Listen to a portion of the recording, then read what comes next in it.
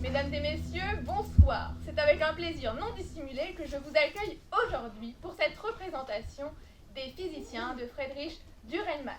Mes camarades et moi-même sommes impatients de jouer devant vous l'aventure rocambolesque d'une maison de santé un peu particulière.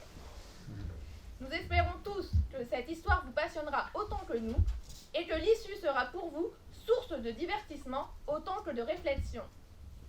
Car notre théâtre est fou, aussi fou que ce monde qui galope et qui n'attend personne. Je tenais à attirer votre attention sur un petit détail qui a toute son importance. Notre protagoniste principal, ce cher Mobius, aura la chance d'être porté par 2 comédiens. 2 personnes pour un même rôle, n'en soyez pas étonnés, le théâtre se permet tout, et nous aussi. Alors, 2 acteurs pour un même rôle, après tout, pourquoi pas. Et finalement, pourquoi pas plusieurs acteurs pour plusieurs personnages.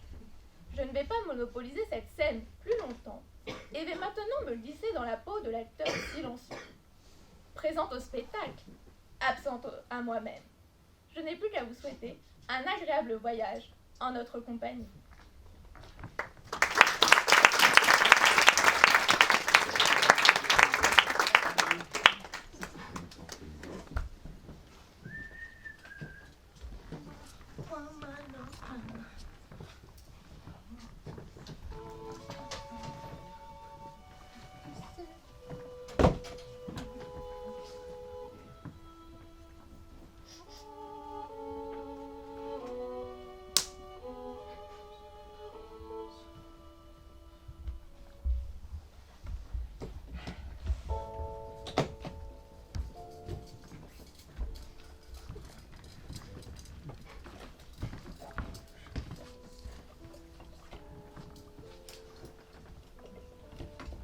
On peut fumer, n'est-ce pas?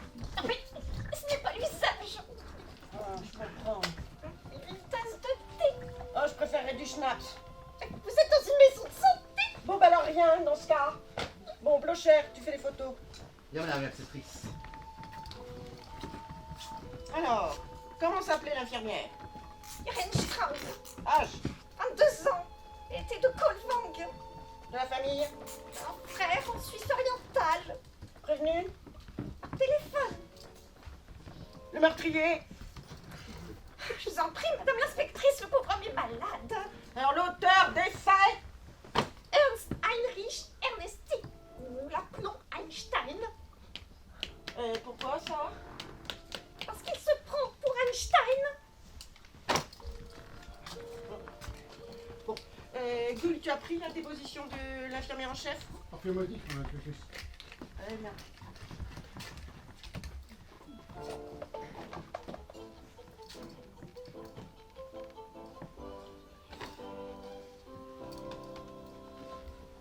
Bon, docteur.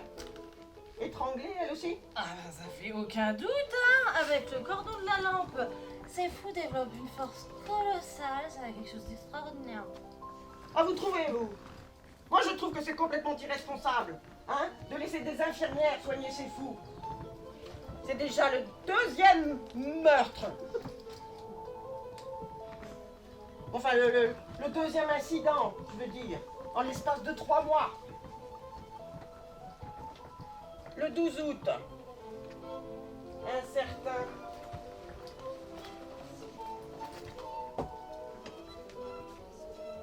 George Butler, qui se prend pour le grand physicien Newton, étrangler l'infirmière Dorota Moser, ici, dans ce même salon. Avec des infirmiers, ça ne serait jamais arrivé. Mais vous croyez?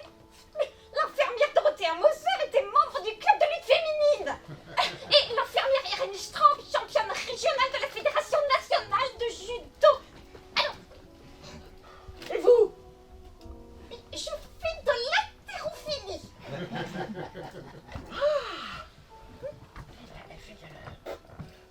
Est-ce que je peux voir le meurtrier maintenant? Je vous en prie, madame l'inspectrice. Oh, alors l'auteur des faits, si vous voulez. Il joue du violon. Comment ça, il joue du violon? Vous n'entendez pas? Ah si, mais enfin, il va falloir qu'il arrête. Moi, je dois l'interroger. Impossible. Et pourquoi ça? D'un point de vue médical, nous ne pouvons autoriser cela. En ce moment, il est nécessaire que Monsieur Ernesti joue du violon.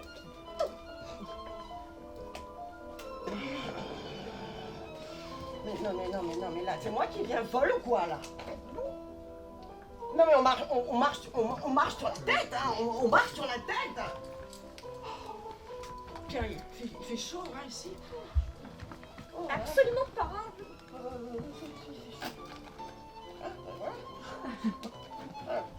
Infirmière Martha, allez chercher le médecin-chef.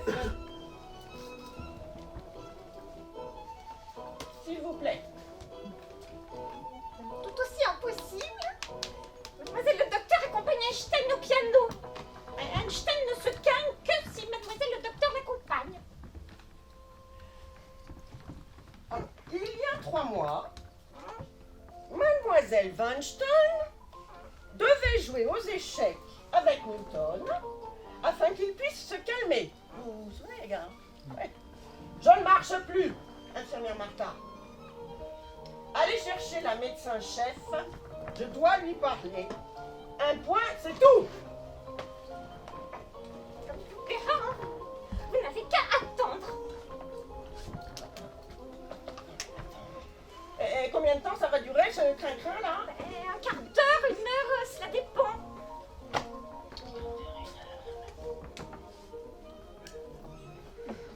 Bon, bah, j'attends.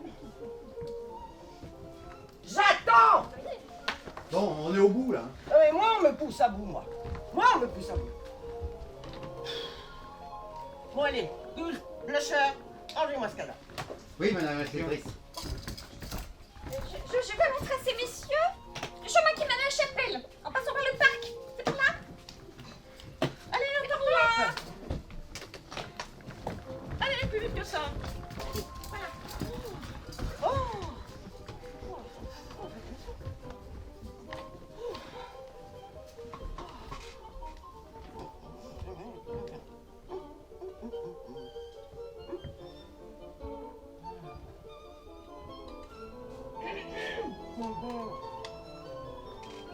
Sir Isaac Newton.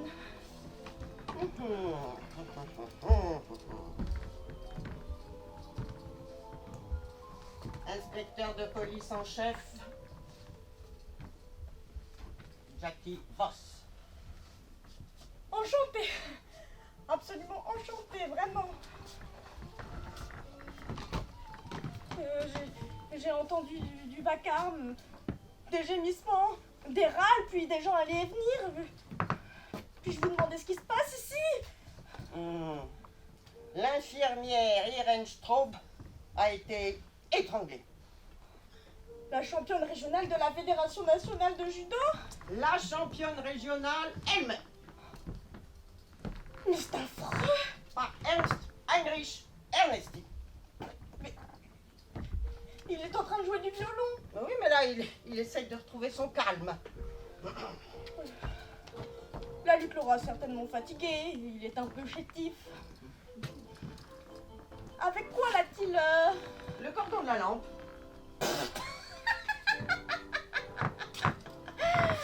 Avec le cordon de la lampe. Oh, c'est aussi une solution, hein. Cet Ernesti, il me fait de la peine. Vraiment.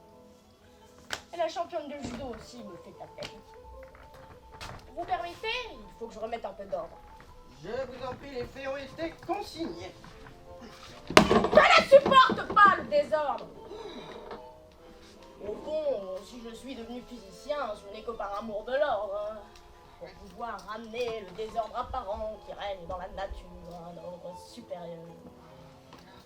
Cela vous dérange si je fume? Oh, au contraire, Au contraire.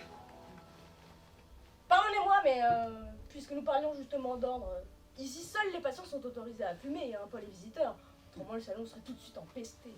Je comprends.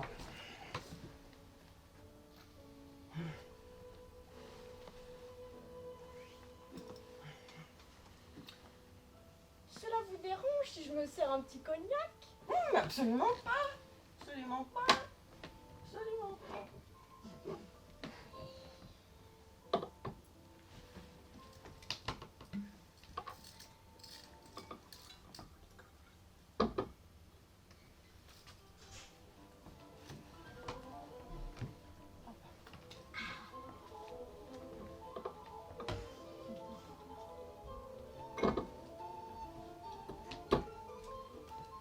C'est Ernesti. J'en suis tournée. Mais comment peut-on seulement étrangler une infirmière? Mais pourtant, vous aussi, vous avez étranglé une infirmière. Moi? L'infirmière Dorota Moser. La lutteuse. Le 12 août, avec une embrasse de rideau. Mais c'est complètement différent, madame l'inspectrice, enfin. Je ne suis pas fou à la fin. À la vôtre, hein.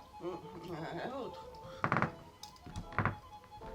Ah, l'infirmière Dorothea Moser. Quand j'y repense. Blonde comme les blés. D'une force incroyable. Souple. Malgré sa corpulence. Elle m'aimait et je l'aimais. Le dilemme ne pouvait être résolu que par une embrasse de rideau. Le dilemme. Oui, ma mission consiste à réfléchir à la gravitation, pas aimer une femme.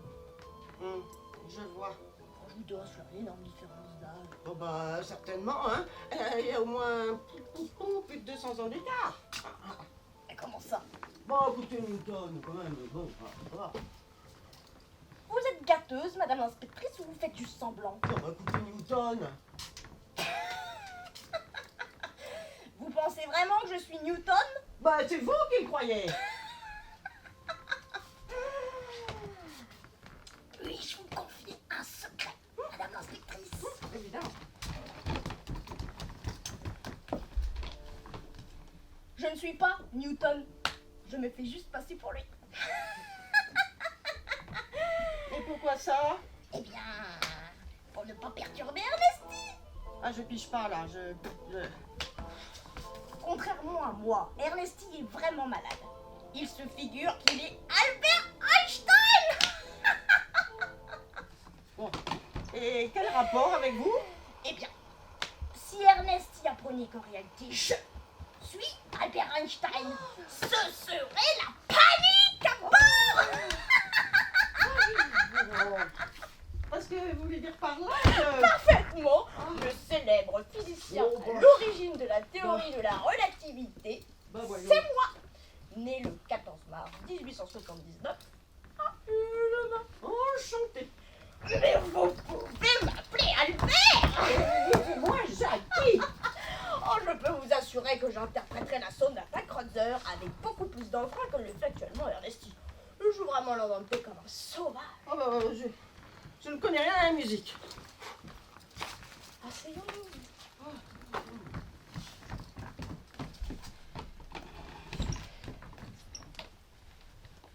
Jacques, Oui, Albert. cela vous dérange de ne pas pouvoir m'arrêter, n'est-ce pas? Voyons, Albert. Voudriez-vous m'arrêter parce que j'ai étranglé l'infirmière ou bien parce que j'ai rendu possible la fabrication de la bombe atomique? Bon, voyons, Albert. Si vous tournez l'interrupteur près de la porte là-bas, Albert, que se passe-t-il? La lumière s'allume. Et non! Vous créez un contact électrique. Y connaissez-vous quelque chose à l'électricité, Jackie? Je ne suis pas physicien. Je n'y connais pas grand-chose non plus. Ce n'est qu'en observant la nature que j'échafaude une théorie sur le sujet. Cette théorie, je la transcris en langage mathématique. Puis j'obtiens plusieurs formules. Ensuite, les techniciens interviennent. Eux ne s'occupent plus que des formules. Ils se comportent avec l'électricité comme le proxénète fait. Il l'exploite. Puis il fabrique des machines. Et une machine ne devient ensuite utilisable qu'une fois qu'elle est devenue indépendante de la découverte qui a conduit à son invention. Et c'est ainsi qu'aujourd'hui, le premier crétin venu est aujourd'hui capable d'allumer la lumière. Ou de fabriquer une bombe atomique. Et voilà que vous voudriez m'arrêter pour ça, Jackie. Mais c'est injuste. Mais Albert, j'ai jamais eu l'intention de vous arrêter. Mais seulement parce que vous me considérez comme fou. Mais pourquoi ne refusez-vous pas d'allumer la lumière, Jackie, si vous n'y connaissez rien en électricité? Oh, mon Dieu. C'est vous le criminel. Bon. Il va quand même falloir que je range mon cognac. Sinon, l'infirmière en chef Martha Paul va piquer une colère. Hein. Voilà. Allez. Adieu. Adieu, Albert. Et surtout, vous devriez vous arrêter vous-même. Voilà. Voilà. Oh bah puis zut, hein, moi je fume. Bon, on n'est pas à partir, madame l'inspectrice. Et moi, j'attends. J'attends la médecin-chef. Bien, madame l'inspectrice. Bon, Blocher, retourne à la base, je vous rejoindrai plus tard. Oui, madame l'inspectrice. Aussi.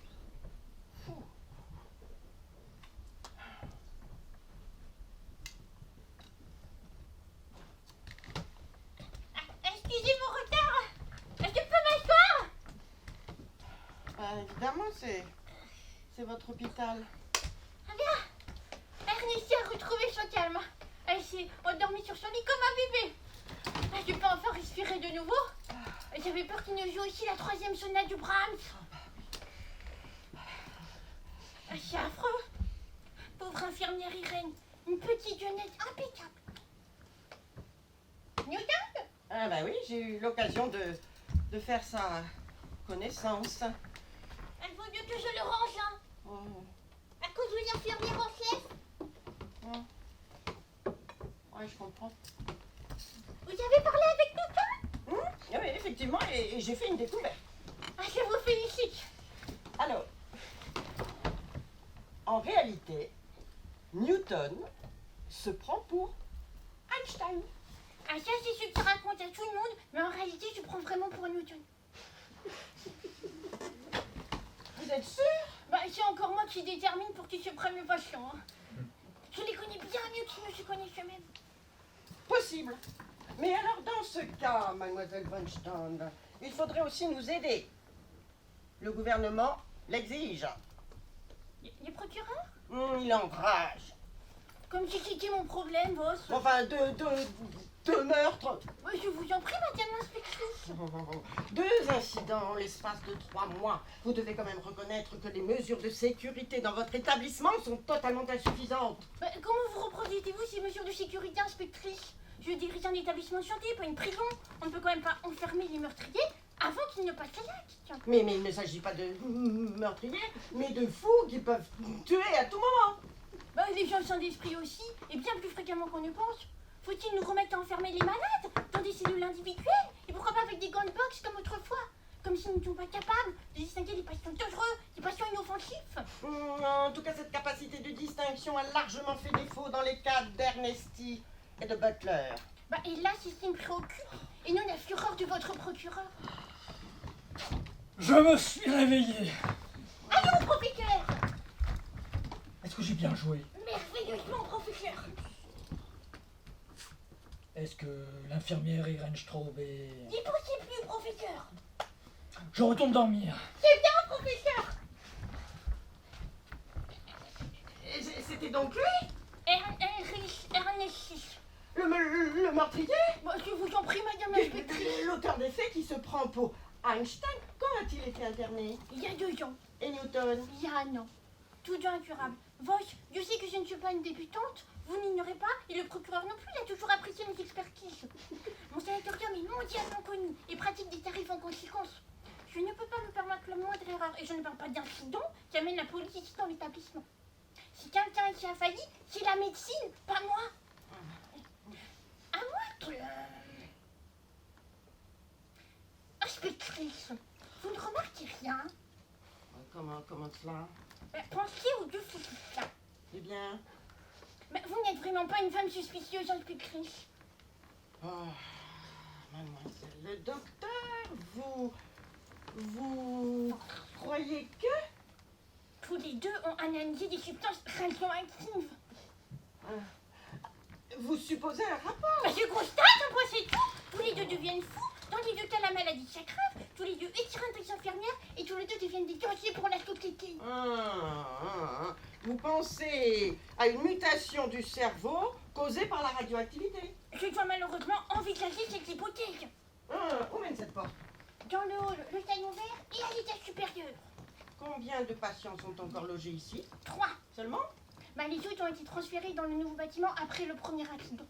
C'est une chance que j'ai pu le faire construire à temps. Des riches patients et des membres de ma famille ont contribué au financement. Par leur décès, survenus ici la plupart du temps, leur famille s'éteignant avec eux, j'étais donc devenue l'unique héritière. Le destin, Boc. Et le troisième patient? Physicien, lui aussi. Étrange, vous ne trouvez pas? Non, je trouve pas, je les regroupe. Les écrivains avec les écrivains, les vieilles millionnaires avec les vieilles millionnaires, les barons de l'industrie avec les barons de l'industrie, et les physiciens avec les physiciens. Et alors ce patient, comment s'appelle-t-il? Johann Wilhelm Mobius. Physicien lui aussi, donc. Oui. Alors, est-ce qu'il a lui aussi eu affaire à la radioactivité? Non, il est là depuis 15 ans inoffensif et son état est toujours resté stable. Et pourrait-il lui aussi... Non.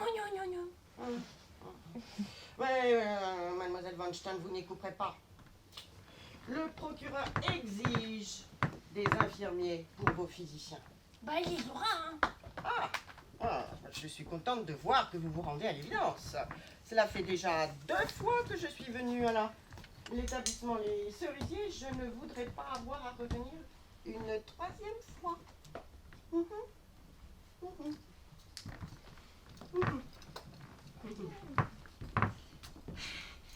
S'il vous plaît, monsieur le docteur. C'est moi, l'infirmière en chef Marthe Boyle. Est-ce que le corps de l'infirmière Irène est disposé? Au pied de l'orgue. Disposez des bougies autour d'elle et des couronnes. J'ai déjà téléphoné à Feuse, le fleuriste. Comment supporte ma tante Chanta? Attends. Oh là là. Agité. Doubler la douche. Et mon cousin Ulrich. Infirmière en chef Marthe Boyle, je dois rompre avec une tradition des cerisiers. Jusqu'à présent, je n'embauchais que des infirmières, mais à partir de demain, les infirmiers prendront en charge la villa. Mais mademoiselle le docteur m'a-t-il de faire une sonde? Mais je ne me laisserai pas dérober mes 3 physiciens. Ce sont les cas les plus intéressants. Ma décision est irrévocable. Mais je suis bien curieuse de savoir où vous avez trouvé vos 3 infirmiers en cette période de plein emploi. Ça, c'est mon problème. Est-ce que la Mobius est arrivée? Elle attend dans le salon bleu ivoire. Faites-la rentrer. Le dossier médical de Mobius. Merci. Mais, quand même, je vous en prie, infirmière en chef Marthe Boyle, je vous en prie.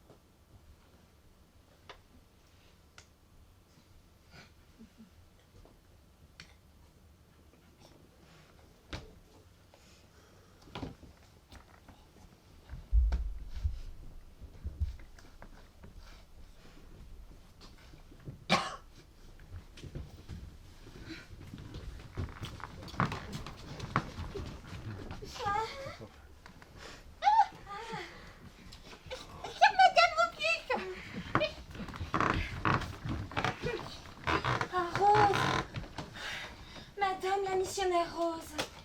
Ça va tellement vous choquer. Mais j'ai épousé il y a 3 semaines le missionnaire Rose. Un peu précipitamment peut-être. Nous nous sommes rencontrés lors d'un congrès en septembre. Oscar était veuf. Félicitations, Madame Rose, je vous félicite de tout cœur. Et tous mes vœux aussi à Monsieur le missionnaire. Vous comprenez notre décision? Bah, bien sûr, Madame Rose, mais la vie doit continuer à s'épanouir. Comme c'est calme ici, comme c'est accueillant, comme il est dit dans le psaume, une véritable paix divine règne en cette demeure. Car l'Éternel écoute les pauvres et ne méprise pas ses captifs. Oscar est en effet un grand prédicateur, mademoiselle le docteur. Mes garçons, Bonjour les garçons. Bonjour, mademoiselle le docteur. Oh, voilà de magnifiques garçons, Madame Rose. Vous pouvez regarder l'avenir avec confiance. ah, mais mademoiselle le docteur, ce n'est pas sans raison que j'ai emmené mes garçons. Oscar va prendre une mission aux îles Mariannes. Dans l'océan Pacifique, Et j'estime qu'il serait convenable que mes garçons fassent la connaissance de leur père avant notre départ. Pour la première et la dernière fois. Ils étaient encore petits quand il est tombé malade. Et il s'agit peut-être désormais de prendre congé pour toujours. D'un point de vue médical, on pourrait certes émettre quelques réserves.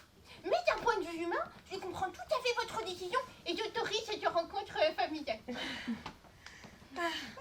Comment se porte mon petit Yann Willem? Bah, dans le cas de notre chien mobile, on ne peut parler ni de progrès ni de régression, Madame Rose. Il s'enferme dans son monde. Affirme-t-il toujours que le roi Salomon lui apparaît? un égarement à la fois triste et déplorable. Je suis un peu surprise par la sévérité de votre jugement, monsieur le missionnaire. En tant que missionnaire, théologien, c'est comme ça envisagé la possibilité d'un miracle. Naturellement, mais pas quand il s'agit d'un malade mental. Monsieur le missionnaire Rose, la psychiatrie n'a pas à déterminer si les phénomènes que perçoivent les malades sont réels ou non. Ce rôle se coordonne à s'occuper de leur état émotionnel et psychique. Dans le cas de notre cher Mobius, je n'ai pas de pouvoir magique, je ne peux pas le rejeter, mais je ne peux pas le torturer non plus. Ah mais, c'est-il que... Je veux dire, c'est-il pour le divorce? Il est au courant. A-t-il compris? Il ne s'intéresse quasiment plus au monde extérieur. Oh, mademoiselle le docteur, comprenez-moi bien. Je l'ai connu alors qu'il n'était qu'un lycéen de 15 ans. Chez mon père, et où il avait loué une mansarde, il était orphelin et terriblement pauvre. Je lui ai donné la possibilité de passer le baccalauréat et ensuite de faire des études de physique. Le jour de son 20e anniversaire, nous nous sommes mariés contre la volonté de mes parents. Nous travaillions jour et nuit. Il rédigeait sa thèse et j'avais pris un emploi dans une entreprise de transport. 4 ans plus tard, est arrivé Adolf Friedrich, notre aîné, et ensuite les 2 autres garçons. Une chaire de professeur était enfin en vue et nous pensions pouvoir respirer. Mais c'est là que Johann Willem est tombé malade. Et sa maladie a englouti des sommes colossales. J'ai commencé à travailler dans une manufacture de chocolat pour subvenir aux besoins de ma famille. Mais j'ai tombeur. Je me suis donné du mal toute ma vie. Oh, Madame Rose, vous êtes une femme courageuse. Et bonne mère. Mademoiselle le docteur, jusqu'à présent, j'ai réussi à financer le séjour de Johann Willem dans votre institution. Les frais étaient bien au-dessus de mes moyens. Mais Dieu m'a toujours aidée. Mais mes ressources sont épuisées et je ne pourrai plus réunir les sommes à venir. Madame Rose, allons, ne pleurez pas. Mademoiselle le docteur, j'ai peur que vous ne pensiez que j'ai épousé Oscar pour ne plus avoir Johann Willem à ma charge. Ce n'est pas vrai. Non, c'est encore plus difficile pour moi aujourd'hui. Oscar emmène 6 garçons dans notre foyer. Qui? 6. 6. Oscar adore être père. Mais maintenant il y a 9 enfants à nourrir.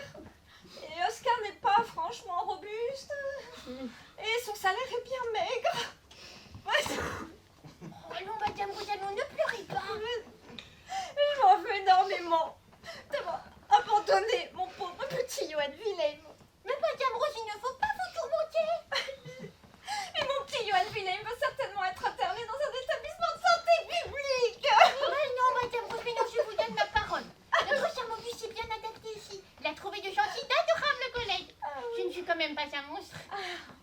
Oh, vous êtes tellement bonne avec moi, mademoiselle le docteur. Mais non, pas du tout. Ici, il y a des fondations. Le Fonds Opel pour les scientifiques malades, la fondation de Dieter Steinman. Il y a de l'argent à l'appel. Et c'est mon devoir en tant que médecin d'en pelleter un peu pour notre brave Mobius. Vous pouvez prendre votre bateau pour les Mariannes, maintenant je suis tranquille. Bon, et temps d'aller chercher notre cher Mobius.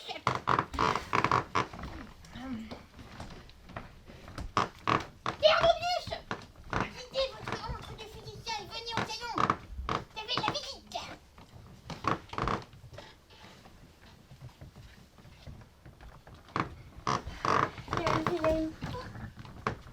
Papa. Pierre Mobius, vous reconnaissez encore votre femme, j'espère. Lina? Mon petit Wilhelm. Bonjour Lina. Mais bien sûr que c'est votre Lina. Bon, eh ben partons du principe que c'est gagné, hein. Monsieur missionnaire Rose, Madame Rose, si vous souhaitez me parler, je suis à votre disposition dans le nouveau bâtiment. Johan Wilhelm, tes enfants. 3? Oui, 3, bien sûr, Johan Wilhelm. Adolphe Friedrich, ton aîné. Enchanté Adolphe Friedrich, mon aîné. Bonjour, papa. Et quel âge as-tu donc, Adolphe Friedrich? 16 ans, papa. Et que veux-tu faire plus tard? Pasteur, papa. Je me souviens. Une fois, j'ai traversé la place Saint-Joseph, en tenant par la main. Le soleil était éblouissant, le contour des ombres, d'une grande netteté. Et toi, tu es... Friedrich Carr, papa. J'ai 15 ans. Et je veux devenir philosophe. Ah, philosophe. Oh, c'est un enfant particulièrement précoce. J'ai dû tout lire, Kierkegaard et Nietzsche. Jörg Lucas, ton Benjamin, 14 ans. Bonjour Jörg Lucas. Bonjour, papa. C'est celui qui te ressemble le plus.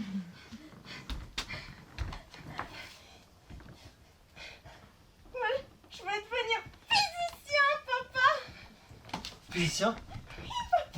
Non, non, non! Faut pas! En aucun cas, je te l'interdis! J'aurais jamais dû devenir physicien. C'est bien devenu physicien. Je serais pas dans un asile. Alors qu'il est. Mais tu n'es pas dans un asile. Tu es dans un sanatorium, pas dans un asile. Non, Mais si tes liens sont un peu fragilisés, voilà tout. non, Lina. On me prend pour un fou. Tous. Et toi aussi. Et mes garçons aussi. Parce que j'ai des apparitions du roi Salomon. Johan Wilhelm, je te présente Oscar Rose, mon mari. Il est missionnaire. Ton mari. C'est moi ton mari. Plus maintenant. Nous sommes divorcés. Divorcé? Tu le sais bien. Non. Mademoiselle t'en a... Enfin, mademoiselle le docteur, je veux dire, t'en a informé, très certainement. C'est possible. Ensuite, j'ai donc épousé Oscar. Il a 6 garçons. Il était pasteur à Gutanen et il vient d'accepter un poste aux îles Mariannes. Dans l'océan Pacifique. Nous embarquons après-demain à Brême. Oui, c'est comme ça. Eh bien, je suis ravi de faire la connaissance du nouveau père de mes garçons. Monsieur le missionnaire. Ils sont une grande place dans mon cœur, monsieur Mobius, tous les 3.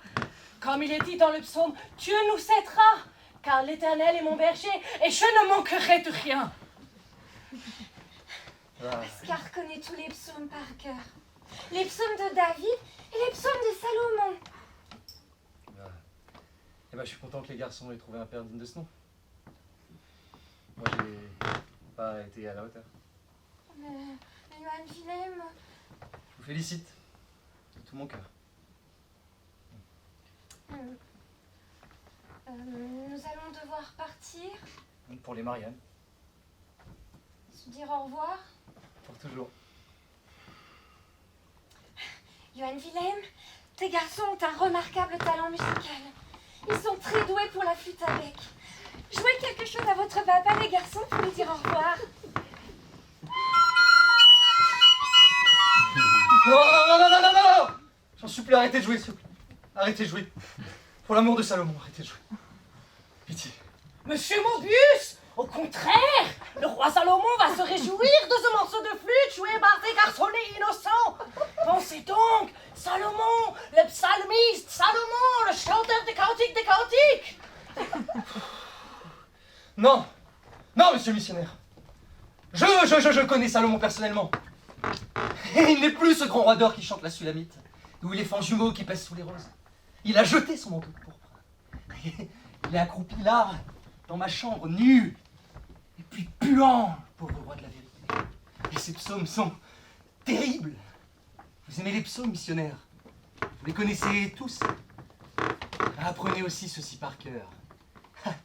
Un psaume de Salomon dédié aux astronautes. Nous avons foutu le camp dans l'univers, vers les déserts de la Lune.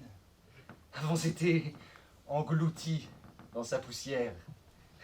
Certains ont crevé là, en silence. Mais la plupart ont bouilli dans les vapeurs de plomb de Mercure ou se sont dissous dans les flaques de pétrole de Vénus. Et même sur Mars, le soleil nous bouffait. Il était tonnant, radioactif et puis jaune. Jupiter puait. Une purée de méthane tournoyait à toute vitesse au-dessus de nous. Si puissante que nous avons submergé Ganymède de vomi. Et nous avons abreuvé Saturne de jurons. Et puis la suite est sans importance. Uranus, Neptune, gelé, d'un gris verdâtre. Et puis nos dernières blagues salaces tombèrent sur Pluton. Et puis la planète X. Papa. Johann Wilhelm. Et nous avions depuis longtemps confondu le soleil avec Sirius. Et puis Sirius avec Canopus. Et partis à la dérive, nous nous élancions vers quelques étoiles blêmes que nous n'atteignîmes pas davantage. Oui, mon petit Johann Wilhelm. Et depuis longtemps déjà, momifiés dans nos vaisseaux sous une croûte d'immondices, sur nos visages grimaçants, plus aucun souvenir d'un souffle de vie terrestre. Et maintenant, foutez le camp, Marianne! Papa. Allez, foutez le camp! Plus vite que ça! Je n'ai rien d'autre qu'une petite crise. Mais sortez de là! Il faut qu'il se calme. Sortez! Je ne peux jamais vous voir! Vous avez offensé le roi Salomon! Soyez maudits! Allez vous faire engloutir dans la fosse des Mariannes, vous! Et toutes les îles Mariannes avec, par 11 000 mètres de fond! Et vous faire oublier dans le trou le plus noir de la mer. Pourrir, oublier des dieux et des hommes.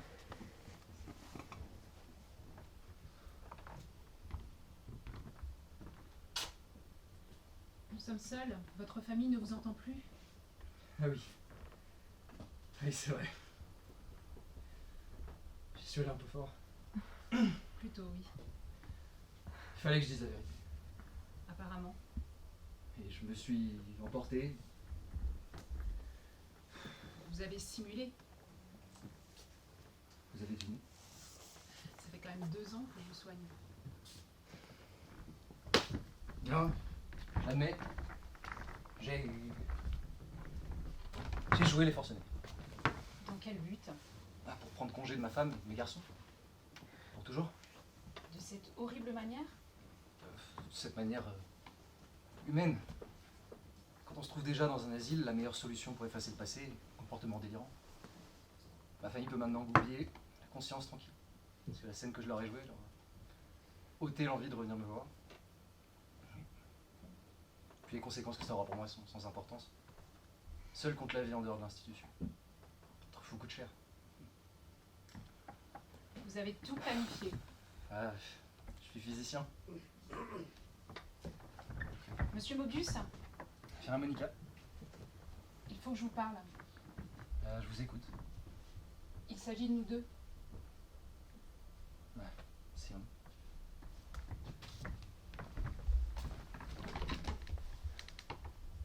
Nous aussi, nous devons nous dire au revoir. Pour toujours. Vous m'abandonnez? Ce sont les ordres. À cause de Newton, d'Einstein? Non, le procureur l'a exigé. La médecin-chef a cédé. Affaire Monica. Je suis maladroit. J'ai oublié comment on exprime ses sentiments. Mais il faut que vous sachiez... Il faut que vous sachiez que tout est différent depuis que je connais. Plus supportable. 2 années durant lesquelles ouais, j'ai été un peu plus heureux qu'à l'ordinaire. Parce que grâce à vous, infirmière Monica, j'ai trouvé le courage d'assumer ma réclusion, puis mon destin de fou. Adieu. Monsieur Mobius, je ne vous considère pas comme fou. Non plus, mais ça ne changerait la situation. J'ai la malchance d'avoir des apparitions du roi Salomon, et rien de plus choquant qu'un miracle au royaume de la science. Mais je crois à ce miracle. Vous croyez Au roi Salomon, qu'il m'apparaît qu'il vous apparaît. chaque jour, chaque nuit, Chaque jour, chaque nuit.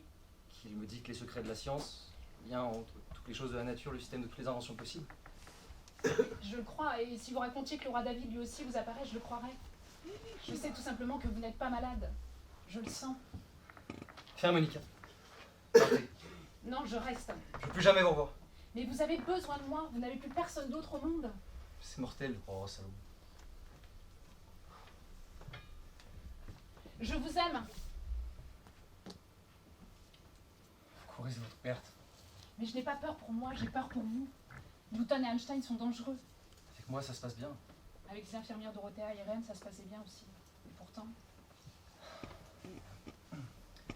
Monica, vous m'avez avoué me croire et m'aimer. Il faut donc que je vous dise la vérité.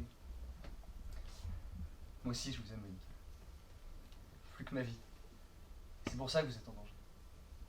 Parce que nous nous aimons. L'amour est enfant de poème, il n'a jamais connu. Professeur, Je me suis encore réveillé. professeur, Je me suis souvenu tout d'un coup. J'ai étranglé l'infirmière Irène. n'y pensez plus, professeur. Je ne sais pas si je pourrais rejouer un jour du violon. Vous savez déjà rejoué. Enfin, plus loin. La sonate à Kreutzer, donc la police était là. La sonate à Kreutzer. Dieu soit loué. Pourtant, je n'aime pas jouer du violon, et je n'aime pas fumer la pipe non plus. Ça a un goût infect. Vous avez qu'à arrêter. Je ne peux pas en tant qu'Albert Einstein.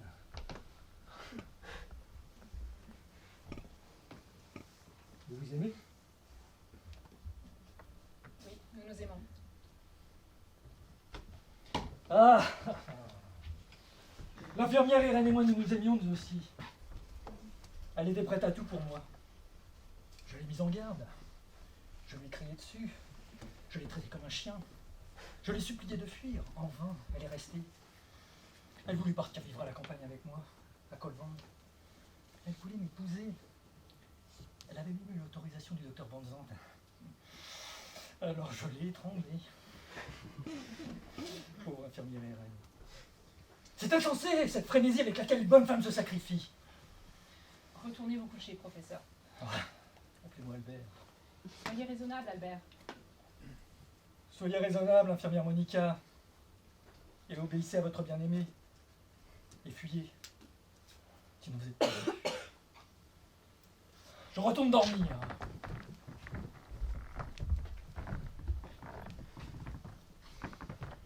Pauvre démon.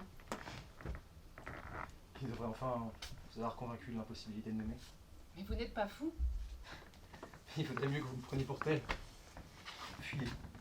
Embarrassez le plancher, oublions. C'est ce qu'il y a de mieux. Traitez-moi plutôt comme votre bien-aimé. C'est...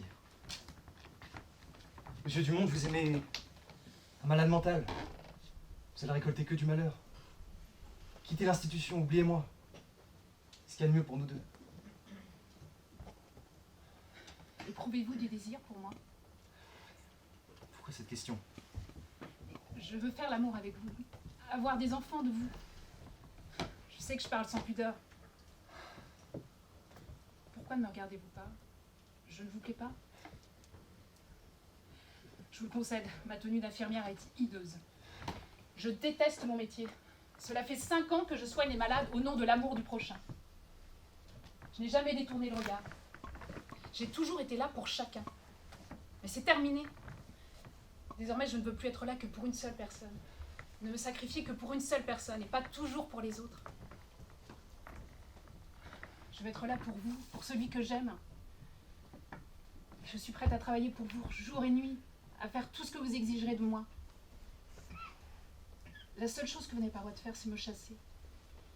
Moi non plus, je n'ai plus personne d'autre au monde que vous. Moi aussi, je suis seule. Monica, je suis obligé. Je sais. Tu m'aimes donc pas du tout. Mais si, je t'aime. Je t'aime, c'est ça qui est fou. Alors, pourquoi me trahis-tu? Et pas seulement moi, tu affirmes que le roi Salomon aussi t'apparaît. Pourquoi le trahis-tu lui aussi? Non, Monica. Non, tu peux croire ce que tu veux. Tu me prends pour un faible. C'est ton droit, je suis pas digne de ton amour. Mais je suis resté fidèle à Salomon. En es-tu sûr? Sans doute. Tu crois qu'il te fait payer parce que tu as révélé ses apparitions, mais c'est peut-être parce que tu ne t'investis pas pour ces révélations. Je comprends pas. Il te dit que le système de toutes les inventions possibles, est-ce que tu te bats pour que ce soit reconnu? On me prend pour un fou. Pourquoi tu t'encourages? Parce que dans mon cas, le courage est un crime. Johan Willem, j'ai parlé avec mademoiselle le docteur Hanson. Tu lui as parlé. Oui, tu es libre. Libre? Nous pouvons nous marier. Mon Dieu. Elle a déjà tout réglé. D'après elle, tu es malade, mais inoffensif. Puis de toute façon, ce n'est pas héréditaire. Elle a même ajouté en riant qu'elle était plus folle que toi. Gentil de sa part. N'est-ce pas un être admirable? Certainement. J'ai accepté un poste d'infirmière à Blumenstein. J'ai des économies, nous n'avons pas de soucis à nous faire. Nous n'avons qu'à nous aimer. N'est-ce pas merveilleux? Certainement. Tu ne te réjouis pas? C'est si soudain. J'ai fait plus encore. C'est-à-dire? J'ai parlé avec Scherber, le professeur de physique. C'était mon professeur. Mais il se souvenait très bien de toi. D'après lui, tu étais son meilleur élève. Que lui as-tu dit? Il a accepté de relire tous tes manuscrits sans a priori. Et tu lui as raconté aussi qu'ils émanent de Salomon. Évidemment. Et alors? Il a ri, il a dit que tu avais toujours été un grand plaisantin. Johan Willem, nous ne devons pas seulement penser à nous. Tu as été choisi. Salomon t'est apparu. Tu as reçu la sagesse du ciel. Maintenant, tu dois quitter cette institution et suivre le chemin dicté par ce miracle. Imperturbablement, même si ce chemin est parsemé de doutes et de railleries. Ce chemin te mène à la lumière, pas à la solitude. Il te mène au combat et je suis là pour t'aider. Le ciel qui t'a envoyé Salomon m'a envoyé moi aussi. Mon chéri, m'a bien aimé. tu n'es pas content? Si. Très. Le train part à 8h20, il faut que nous préparions tes bagages. Oh, il n'y a pas grand-chose. Tu fais sombre, non? La nuit tombe vite maintenant. Non. Je vais allumer la lumière et je vais préparer ta valise. Monica, attends. Viens près de moi.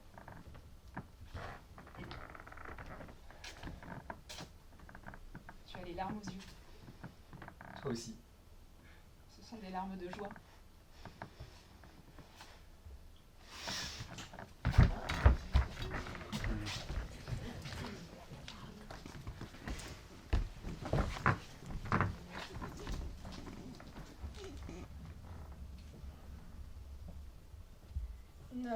Nous voilà arrivés à mi-parcours de cette histoire. Notre protagoniste principal est en bien triste situation. C'est à ce moment-là que nous avons choisi de changer de comédien. La tristesse étant trop lourde à porter pour un seul homme. Ils seront donc solidaires dans la peine qui les lie. Et c'est bien de cela dont il s'agit, la solidarité, le partage, la fraternité. C'est cela que donne à voir le théâtre. D'autres comédiens auront également passé le relais.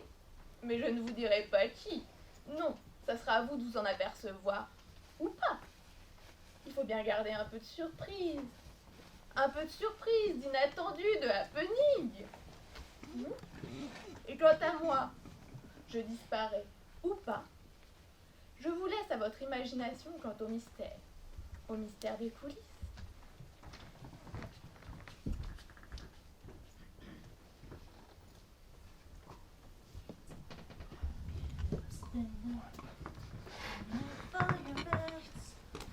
Get up, stand up.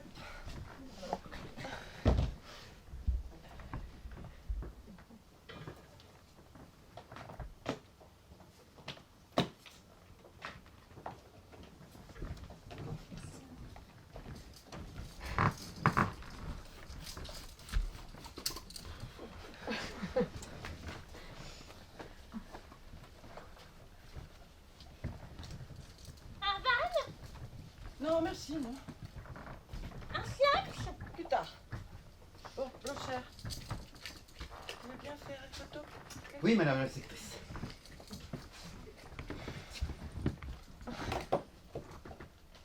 Alors. Comment s'appelait l'infirmière? Monica Stecher, H.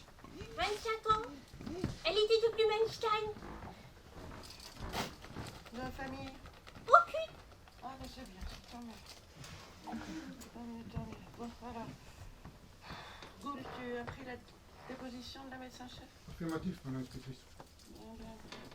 Il y a toujours une ébauche, là. Oui, c'est sûr, ça va manger des choses. Docteur. Voilà. Alors, étranglée, elle aussi. Elle n'avait aucun doute, hein. De nouveau avec une force colossale, mais cette fois-ci à main nue. Ah, ouais. Bon. Comme il y a 3 mois. Ouais. Comme il y a 3 mois. Bon, allez. Gull, Blocher, enlevez-moi le cadavre. Bien. Oui. Mais tranquille, hein, tranquille. Maintenant, là, tranquille. Hop.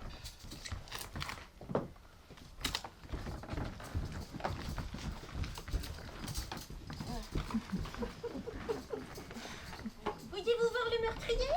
Oh, mais je vous en prie, madame le docteur. Je veux dire, docteur des faits. Oh, bah, j'y songe même pas. Mais... Ah, bah, non, attendez, mademoiselle Weinstein. Hein. Moi, je fais mon devoir. J'enregistre les dépositions. Je viens voir le corps. Je le fais examiner par notre médecin légiste et photographier. Mais je n'irai pas voir Möbius. Hein. Ah, lui, je vous le laisse avec tous vos physiciens nucléaires. Une bonne fois pour toutes. Et le procureur? Oh bon, il n'enrage plus, il rumine. Il fait chaud ici, hein. Oh, pas du tout, pas du tout. Oh, ce 3e meurtre. Madame, je vous en prie, mademoiselle le docteur. Non, je n'avais vraiment pas besoin de ce 3e incident sur ici. Ah, je peux donner ma démission. Monica Stecher était ma meilleure infirmière. Elle comprenait les malades et savait je mettais leur place. Je l'aimais comme ma propre fille. Mais il y a pire que sa mort. J'ai perdu toute crédibilité professionnelle. Oh ben vous la retrouverez, mais vous la retrouverez, vous inquiétez pas, vous la retrouverez. Mademoiselle le docteur, le dîner pour ces chers patients.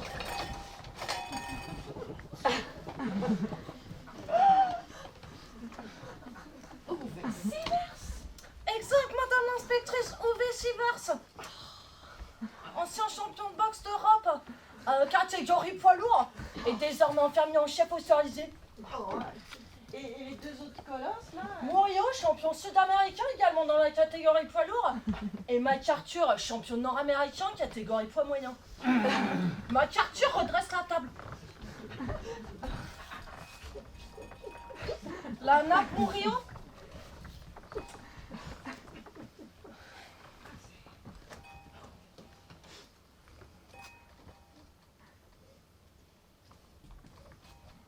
La porcelaine de Saxe, ma carte.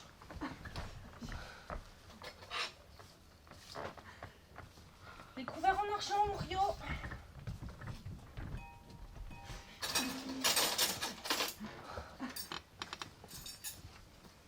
La soupière au sang, ma carte.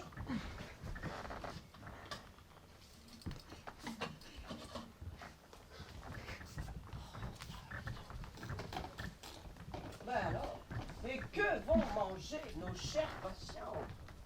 Oh, oh, oh. Oh là, de la salade aux boulettes de foie. Cordon bleu et poule à la broche. Oh là là, fantastique. Hein. Première classe. Ah ben moi je suis fonctionnaire de 14e classe et c'est moins raffiné à la maison. Le dîner est servi, mademoiselle le docteur.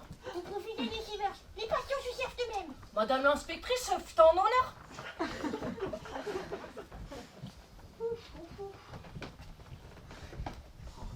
Satisfaite? Oh jalouse, hein, jalouse. Parce que si seulement on les avait dans la police. Et leurs gains sont astronomiques. Bah oui, mais enfin avec vos vieilles multimillionnaires et vos barons de l'industrie, vous pouvez vous le permettre, hein. Bon, voilà.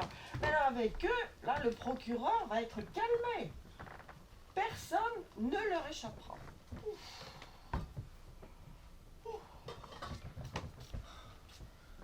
Monica, ma bien-aimée. Mais Morbius, comment avez-vous pu? Vous avez tué la plus belle, la plus douce, la plus gentille de mes infirmières. Je suis tellement désolé, mademoiselle le docteur. Désolé? Le roi Salomon l'a ordonné. Le roi Salomon? Sa Majesté a ordonné ce meurtre? L'autre jour, j'étais à la fenêtre, comme ça, et le soir, dans l'obscurité, il m'est apparu, flottant au-dessus du parc et de la terrasse, et il m'a murmuré son ordre à travers la vitre. Veuillez m'excuser, inspectrice. Mes nerfs. Oh là là, je comprends. Diriger une telle institution étudiant. Oh, j'imagine. Bon, je vais me retirer. Vous direz au procureur mes regrets concernant cet incident. Assurez-le que tout est maintenant retrait de l'ordre. C'est un honneur.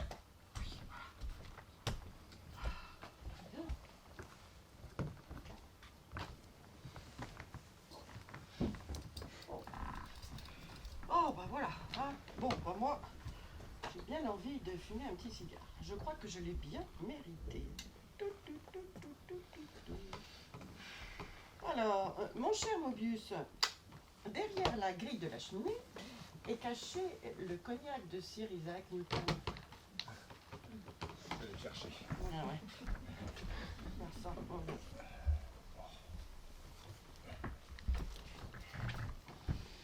Puis-je vous servir? Vous pouvez.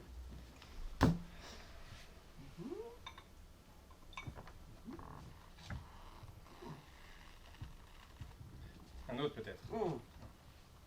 Ça pour un autre. Madame l'inspectrice, je vous demande de m'arrêter. Mais mon cher Mobius, pourquoi voulez-vous que je vous arrête? Parce que la fermière Monica, je l'ai quand même... De votre propre aveu, vous avez agi sur ordre du roi Salomon. Alors, tant qu'il n'est pas arrêté, vous êtes libre. Pourtant... Non mais, je fais pas de pourtant, viens, vous resservez mon verre là. Bien, madame l'inspectrice. Attends, ici.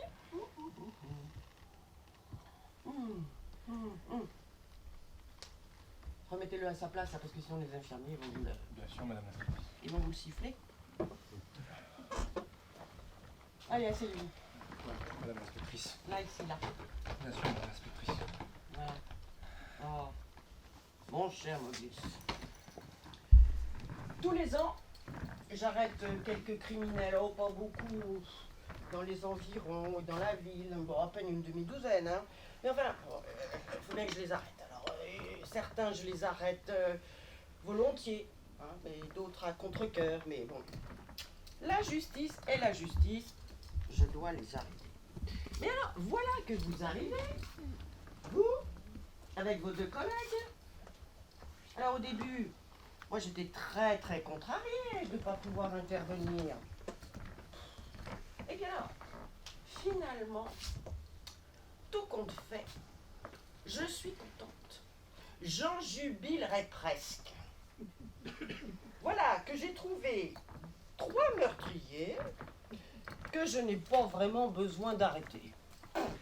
La justice prend des vacances. C'est ça, c'est un grand soulagement. Et ce plaisir, c'est à vous que je le dois, mon cher Mobius. Alors adieu. Saluez bien chaleureusement de ma part Einstein et Newton, et puis présentez mes hommages au roi Salomon. Bien sûr, madame l'inspectrice.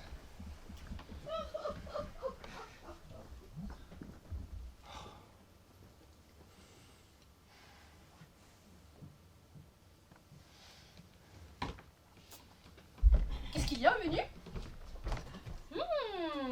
Salade boulette de foie, poulet à la broche, cordon bleu. Étrange. D'habitude, on mange léger le soir et plus simplement depuis que les autres patients ont été transférés dans le nouveau bâtiment. Pas faim?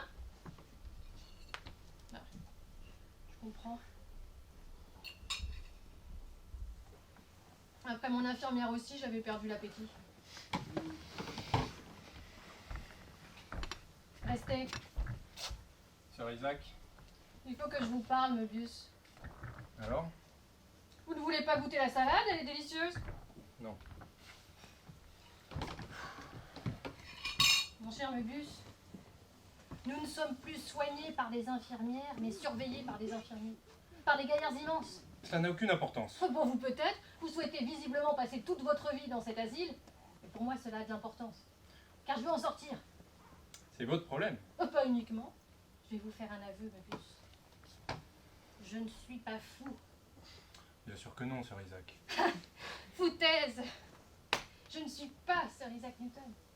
Je sais. Albert Einstein? Non! Et pas non plus Herbert George Butler comme on le croit ici. Mon vrai nom est Kilton, mon ami. Alexia Jasper Kilton? Exact. Celle qui est à l'origine de la loi de la correspondance? Elle-même. Vous vous êtes introduite ici? En me faisant passer pour un homme fou. Dans le but de m'espionner? Pour élucider la cause de votre folie. On m'a appris cet élément irréprochable dans le camp d'entraînement de nos services secrets. Un énorme travail. Et c'est parce que l'infirmière Dorothée a découvert la vérité que vous... C'est ça. Je suis terriblement désolée pour cet instant. Je n'avais pas le choix. Les ordres sont les ordres. Je comprends, Il en allait de ma mission. évidemment. L'affaire la plus secrète de nos services secrets. J'étais obligée de passer à l'acte si je voulais éviter tout soupçon. L'infirmière Dorothea ne me considérait plus comme fou. Il s'agissait de prouver définitivement ma folie par un meurtre. Je vous admire immensément. Cela me ferait de la peine de devoir vous brutaliser. Vous avez pour mission de m'enlever? Si les soupçons de nos services secrets se révèlent exacts, C'est-à-dire? ils vous prennent incidemment pour le physicien le plus génial du moment. Oh, je ne suis qu'un homme très nerveusement atteint, Kilton. Rien de plus. Nos services secrets ne sont pas de cet avis. Vos services secrets... Et... combien même? Qu'est-ce que vos services secrets... Comment en sont-ils venus à s'intéresser à moi? Par moi. J'ai lu par hasard votre thèse sur les bases d'une physique moderne. J'ai d'abord pris votre étude pour une blague, puis cela a été une révélation. J'avais dans les mains le document le plus génial de la physique moderne. J'ai commencé à faire des recherches sur l'auteur, mais je piétinais. Alors j'en ai informé nos services secrets qui ont eu plus de succès. Vous n'êtes pas la seule, Kilton, à avoir lu cette thèse. Moi non plus, je ne suis pas fou. Permettez, je me présente. Je suis également physicien et membre d'un service secret. Ce n'est pas le même. Un autre. Passablement différent. Mon nom est Joseph Eisler. Celui qui est à l'origine de l'effet Hessler? Lui-même. Disparu en 1950? Volontairement. Puis-je vous demander, Eisler, de mettre face contre le mur? Mais bien sûr, ma très chère Kilton. Mais comme je suppose que nous savons tous les deux très bien manier les armes, que pensez-vous d'éviter un duel? Je suis prêt à ranger mon col si vous faites de même avec votre Browning. derrière la grille de la cheminée, avec le cognac, au cas où les infirmeries arriveraient par surprise. Bien.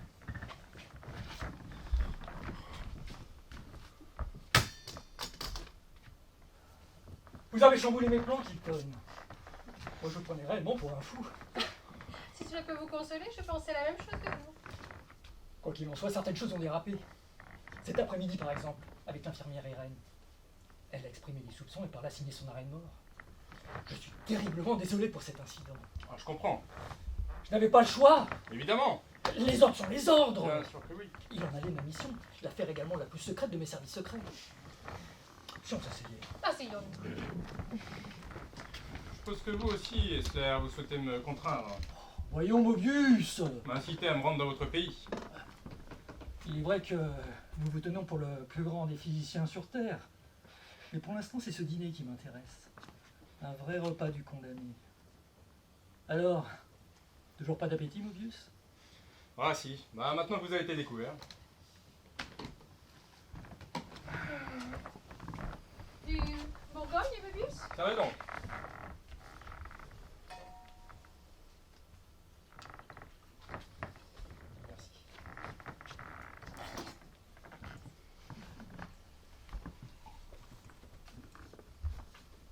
Merci.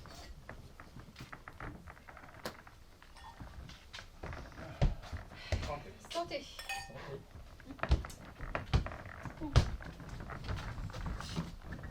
Patient Butler? Présent. Patient Ernesti? Présent. Patient Mobius? Présent. Infirmier en chef Silvers, infirmier Morio, infirmier MacArthur. Installation de l'administration, nouvelles mesures de sécurité vont être mises en œuvre. Morio, ferme la grille. Oui, chef. MacArthur, prends ma clé. Fallait-il autre chose à ces messieurs pour la nuit? Patient Butler? Non. Patient Ernesti? Non. Patient Mobius? Non. Messieurs, nous prenons congé!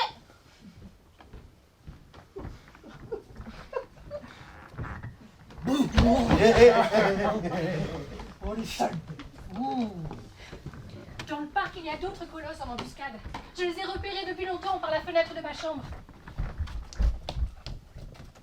Oh, du solide.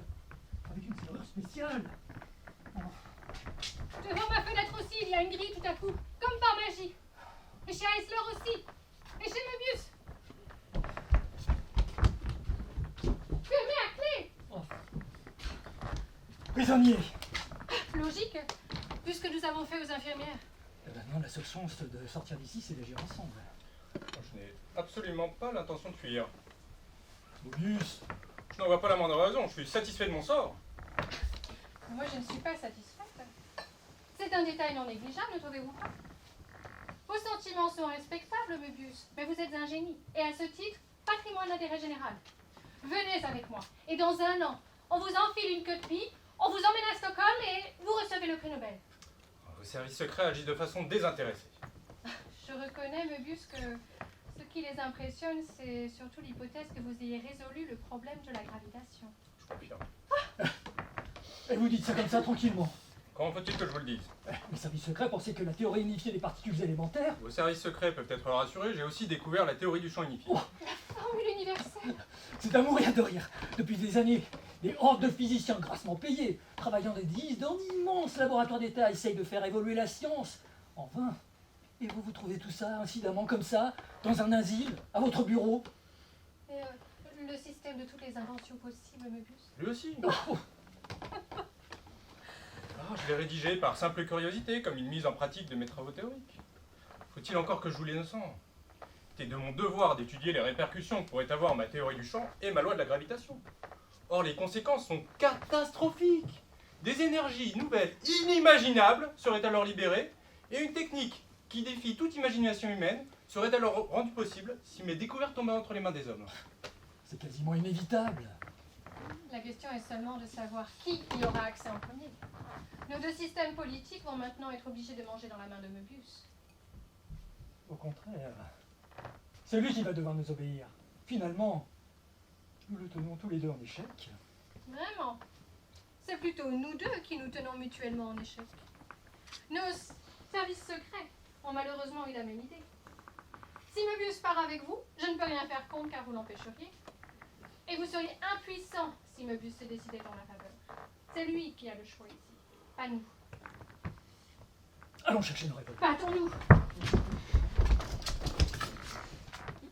Je suis terriblement désolé que cette histoire se finisse dans le sang.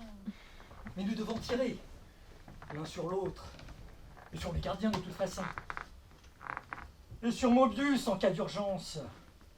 Il a beau être l'homme le plus important sur Terre, ses manuscrits le sont plus encore. Les manuscrits, je les ai brûlés. Brûlés? Oui, tout à l'heure, par sécurité, avant que la police n'arrive. Brûlés. Le travail de 15 ans? C'est à devenir fou! Oh, officiellement, nous le savons déjà. Pour le coup, là, c'est nous qui sommes à votre merci, Möbius. Dire que j'ai dû étrangler une infirmière et apprendre l'allemand pour ça? Pendant qu'on m'enseignait le violon, une torture pour un homme qui n'a aucun don pour la musique. On ne mange plus. Ça m'a coupé la tête. Bon, dommage pour Cordon Bleu. Nous sommes 3 physiciens. La décision que nous avons à prendre est une décision entre physiciens. Nous devons opérer de manière scientifique. Nous ne pouvons pas nous permettre la moindre erreur de raisonnement, sans quoi toute conclusion erronée nous mènerait inévitablement à la catastrophe. Le point de départ est clair. Nous avons tous les 3 le même objectif, mais notre tactique est différente. L'objectif est de faire progresser la physique. Dans ce cas, puisque l'objectif est de faire progresser la physique, Kilton, vous voulez préserver sa liberté et vous contestez sa responsabilité. A contrario, Hessler, c'est au nom de la responsabilité que vous engagez la physique au service de la politique hégémonique d'un État particulier. Mais à quoi ressemble la réalité? Faut me le dire si vous voulez que je me décide. De nombreux physiciens parmi les plus célèbres vous attendent. La région est épouvantable, mais la climatisation, très efficace. Est-ce qu'au moins ces physiciens sont libres? Mon cher Möbius, ces physiciens se déclarent prêts à résoudre des problèmes scientifiques qui sont décisifs pour la sécurité nationale. Vous devez comprendre que... Pas libre donc. Joseph Hessler, faites de la politique de pouvoir, ce qui implique donc le pouvoir. Le possédez-vous? Mais vous m'avez mal compris, Möbius. Ma politique du pouvoir consiste justement à renoncer à tout pouvoir, au profit d'un parti. Et pouvez-vous influencer votre parti dans le sens de votre responsabilité? Ou bien courez-vous le risque d'être influencé par votre parti? Mais enfin, Möbius, c'est ridicule. Je ne peux qu'espérer que le parti suive mes conseils, pas davantage. Et sans espoir, il n'y a tout simplement pas de position politique. Est-ce qu'au moins vos physiciens sont libres? Dans la mesure où ils travaillent aussi pour la défense nationale. C'est étrange. Chacun me vante une théorie différente alors que la réalité est la même. C'est une prison. Dans ce cas, je préfère mon asile. Mais il faut bien prendre quelques risques! Il y a des risques qu'il ne faut jamais prendre! La fin de l'humanité en est un! Nous savons tous ce dont le monde est capable avec les armes qu'il possède déjà. Imaginez ce qu'il ferait avec ce que mes découvertes rendent possible. J'ai subordonné mes actes à cette prise de conscience. J'étais pauvre. J'avais une femme et 3 enfants. À l'université m'attendait la gloire, du côté de l'industrie, l'argent. J'ai tout sacrifié! J'ai pris le bonnet du fou. J'ai prétendu que le roi Salomon m'apparaissait, et aussitôt on m'a enfermé dans cet asile. Ce n'était pourtant pas une solution. La raison exigeait d'agir ainsi. Dans notre science, nous sommes arrivés aux limites de ce que l'on peut découvrir. Notre science est terrible, nos découvertes dangereuses, notre savoir mortel. Nous devons reprendre notre savoir, et je l'ai repris. Il n'y a pas d'autre solution, pour vous non plus. Que voulez-vous dire par là? Possédez-vous des émetteurs clandestins? Oui, et alors? Dans ce cas, vous allez informer vos commanditaires. Vous leur dites que vous étiez trompés, que je suis réellement fou. Dans ce cas-là, on est bon pour rester ici à vie. Hein. Ah, ça ne fait Les aucun espions doute. qui échouent, on s'en soucie comme d'une guigne. Ah, justement. Et alors? Alors il faut que vous restiez à l'asile avec moi. Nous? Vous deux. Möbius, vous ne pouvez tout de même pas exiger de nous que nous restions ici pour toujours. C'est ma seule chance de ne pas être découvert. Il n'y a qu'à l'asile que nous pouvons être libres. Il n'y a qu'à l'asile que nous pouvons encore penser. À l'extérieur, nos idées sont des bombes. Nous ne sommes quand même pas des fous. Mais des meurtriers! Ah, je proteste! Vous allez trop loin, Möbius. Celui qui tue est un meurtrier. Et nous avons tué. Chacun de nous a tué une infirmière dans un but précis. Vous, pour ne pas compromettre votre mission secrète. Moi, parce que l'infirmière Monica croyait en moi. Elle me voyait comme un génie méconnu. Elle n'a pas compris que c'est le devoir d'un génie d'être méconnu. Puis, vous êtes arrivés. Vous, je ne peux pas vous éliminer, mais peut-être je peux vous convaincre. Regardez. Soit nous avons sacrifié, soit nous avons assassiné. Soit nous restons dans cet asile, soit le monde en devient un. Möbius, Pilton. cet établissement, Et alors? ces affreux infirmiers, ces médecins possus. On nous enferme comme des bêtes sauvages. Mais nous sommes des bêtes sauvages. Il ne faut pas nous lâcher sur l'humanité.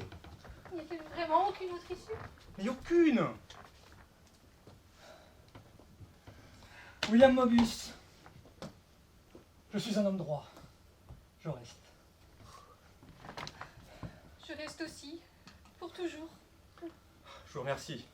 Au nom de la mince chance qu'a encore le monde de s'en sortir, à nos infirmières. À nos infirmières! Boss? Möbius! Sur ordre du procureur, je ne peux vous parler qu'en présence d'un gardien. Bien sûr, mademoiselle le docteur. Mais ce que j'ai à vous dire concerne également vos collègues, Sir Alec Keaton et Joseph Fessler. Vous savez? Messieurs, dames, votre conversation était sur écoute. J'avais des doutes depuis longtemps. Main derrière la tête, tous les trois. Amusant. Je ne sais pas. Cocasse. Vous seuls devez connaître mon secret. Baissez les mains. Toute tentative de fuite serait vaine. La villa est cernée par des gardiens. Dehors, vous trois. Vous seuls devez connaître mon secret. Parce que cela ne change plus rien que vous cachiez. À moi aussi, Salomon, le roi d'or, m'est apparu. Salomon? Pendant toutes ces années. D'abord, dans mon bureau, un soir d'été. Dehors, le soleil brillait encore. Quand tout à coup, le roi d'or est arrivé en flottant. Tel un ange immense. Elle est devenue folle. Il était ressuscité d'entre les morts. Il voulait reprendre le pouvoir qui lui appartenait autrefois dans ce bas monde. Il avait révélé sa sagesse afin que Möbius règne sur terre en son nom. Il faut l'interner, sa place est dans un asile. Mais Möbius l'a trahi. Il a tenté de faire ce qui ne pouvait être tu. Tout ce qui est concevable, on le concevra un jour ou l'autre. Maintenant ou à l'avenir. Ce que Möbius a découvert, un autre pourra un jour le découvrir. Or, il fallait que cela reste le fait du roi Salomon. C'est pourquoi il m'a rendu visite à moi, son indigne servante. Vous êtes folle! Vous entendez, vous êtes complètement folle. Le roi d'or m'a donné l'ordre de destituer Möbius de régner à sa place. J'ai obéi. J'étais médecin et Möbius mon patient. Je pouvais faire ce que je voulais de lui. Je l'ai drogué continuellement pendant des années et j'ai photocopié les notes de Salomon jusqu'à la dernière Vous page. êtes cinglés, complètement. Vous comprenez à la fin? Nous sommes tous cinglés. J'ai procédé avec précaution. J'ai d'abord utilisé juste assez d'inventions pour réunir le capital nécessaire. Ensuite, j'ai fondé des ateliers gigantesques constitués des traces de pistons. Je vais constituer une fois toutes les inventions possibles, messieurs, dames. Mademoiselle le docteur, vous êtes complètement folle. Le roi Salomon ne m'est jamais apparu. Vous mentez. Je l'ai inventé pour garder mes découvertes secrètes. Vous le reniez. Entendez que vous êtes folle. Pas plus que vous. Dans ce cas, je vais devoir crier la vérité à la face du monde. Mais vous êtes impuissant, Möbius. Même si votre voix parvenait au monde extérieur, on ne vous croirait pas. Car pour l'opinion publique, vous n'êtes rien d'autre qu'un fou d'entre eux. À cause de votre meurtre. Oh, Monica. Irène. Dorothea? Je n'ai fait que saisir une opportunité. Le savoir de Salomon devait être sauvegardé et votre trahison punie. Je devais vous neutraliser par vos meurtres. J'ai précipité les infirmières dans vos bras. Vous étiez prévisibles comme des automates et vous avez tué comme des bourreaux. Ce qui vous entoure, ce ne sont plus les salles d'un sanatorium. Cette maison est la salle des trésors de mon trust. Elle renferme 3 physiciens par mois qui sont les seuls à connaître la vérité. Vous avez fui dans votre propre prison. Mon trust va régner. Conquérir les pays, les continents, voler jusqu'à la galaxie d'Andromède, exploiter le système solaire. Et ce n'est pas l'humanité qui va en profiter, mais une défi bossée. C'est dans vos calculs. Allons-y, Simmers. Le conseil d'administration tombe. L'entreprise mondiale démarre. La production se met en marche.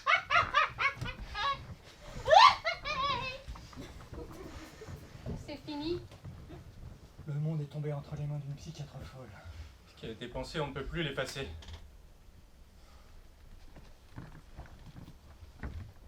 Je suis Newton, Sir Isaac Newton, né le 4 janvier 1643 à Woolsthorpe près de Grantham. Je suis Einstein, professeur Albert Einstein, né le 14 mars 1879 à Ulm. Je suis Salomon, je suis le pauvre roi Salomon. Je suis Salomon, je suis Salomon, je suis le pauvre roi Salomon.